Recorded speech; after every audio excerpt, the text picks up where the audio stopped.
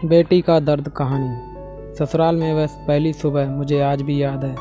कितनी घबराकर मैं उठी थी, यह सोचती हुई कि कहीं देर ना हो जाए। सपना मेरे बारे में क्या सोचेंगे। केवल एक रात ही तो नए घर में कटी थी और इतना सब कुछ बदल गया, जैसे आसमान में उड़ती चिड़िया को किसी ने मोती के लालच देकर पिंजरे में कैद कर लिया हो। शुरू के कुछ दिन तो यूं ही गुजर गए। एक दिन हम बाहर घूमने गए। जब हम वापस घर आए तो सासू माँ की आंखों में खुशी तो दिख रही थी, लेकिन केवल अपने बेटे के लिए ही। मैंने सोचा कि शायद नया नया रिश्ता है, एक दूसरे को समझने में कुछ वक्त लगेगा, लेकिन समय ने जल्द ही एहसास करा दिया कि मैं यहाँ बहू हूँ, इसलिए मैं जैसा चाहूँ वैसा नहीं कर पाऊँगी। कुछ कायदा और मर्यादा है जिसका मुझे पालन करना होगा, जैसे कि धीरे धीरे बात करना, धीरे से हंसना, सबके खाने के बाद खाना खाना। यह सब आदतें मुझे अपने आप आ गईं। माँ से भी बात कम होने लगी, जिसकी वजह से मुझे पीहर की याद आने लगी।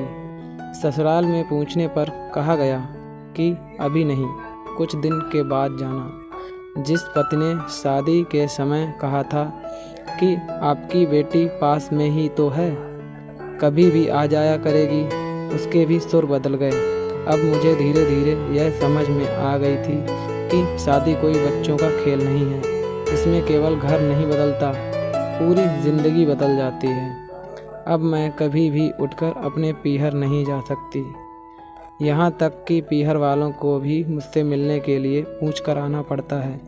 पीहर में ज़ोर ज़ोर का हंसना, कभी भी कहीं भी चले जाना, रसोई में से कुछ भी उठाकर खा लेना, अपनी मर्ज़ी का करना, यह सब यादें बनकर रह गईं। अब मुझे समझ में आने लगा था कि क्यों विदाई के वक्त सभी लोग मुझे गले लगाकर रो रहे थे। असल में मुझसे दूर होने का एहसास उन्हें हो रहा था, लेकिन एक और बात थी जो उन्हें अंदर ही अंदर परेशान कर रही थी कि अब जिस सच्चाई से मुझे इतने दिन दूर रखा गया है, वह सच्चाई मेरे सामने आने वाली थी।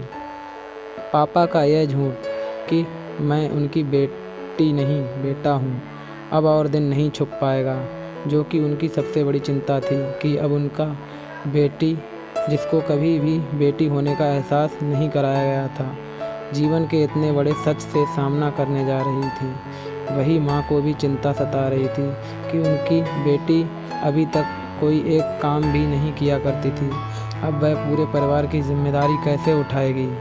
सभी लोग मेरे इस विदाई और पराए होने का दर्द जान रहे थे, सिवाय मेरे, इसीलिए वह सभी लोग रो रहे थे। आज मुझे समझ आ गया है कि उनका रोना गलत नहीं था।